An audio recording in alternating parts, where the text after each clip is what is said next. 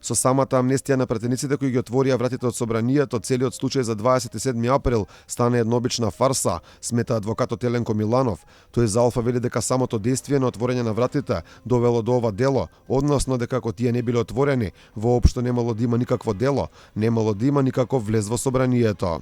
Сметам дека посебно оваа правна квалификација и овој предмет стана фарса во моментот кога едното или двете лица кои што ги отворија вратата на собранието беа амнестирани.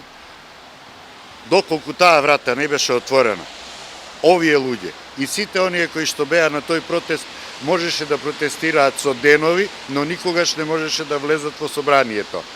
После, нивното амнестирање, предметот го губи апсолутно целиот свој смисол.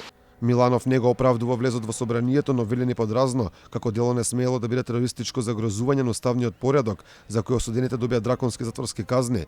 Прашува и зошто таа квалификација не била за нападот на канцеларијата на поранешниот претседател Ѓорѓе Иванов за време на шарената револуција. Зошто терористичко загрозување на уставниот поредок не беше нападот и на институцијата претседател, туку таму се одеше со сосема друга правна квалификација. Ако нешто можеше да биде, тоа можеше да биде насилство за сите оние кои што превзема реални најсилни действија во тоа собрание, како што и голем дел од луѓето и во стартот беа судени и осудени за таа правна квалификација, можеше да има учество во толпа. Во пресудата за влезот во собранието, како и за она за организаторите, како образложение беа земени неколку различни искази на Александар Василевски Нинџа, кој на крајот ја доби една од најниските казни. Според Миланов, тој како обвинет имал право да лаже, па се поставува прашањето дали може да се даде верба на неговите искажани зборови. Тој има 3 различити искази, на што ќе верувате? Дури и да е така, на кој исказ од Нинџа ќе верувате?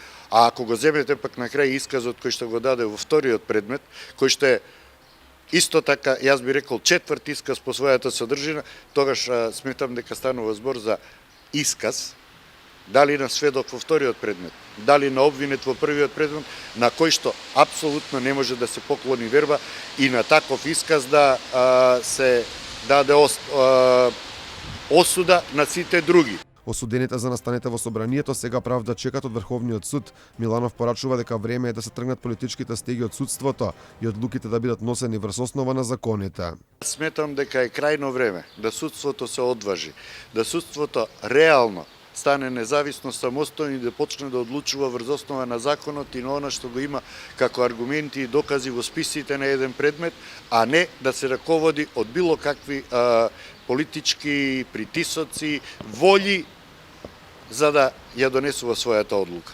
Првичната пресуда од вкупно 211 години затвор за влезот во собранието, апелација ја намали за година или две кај сите, но одбраната порачува дека тие не бараат намалување на казните, туку ослободителна пресуда за делото која е ставено на товар на 17 осудени.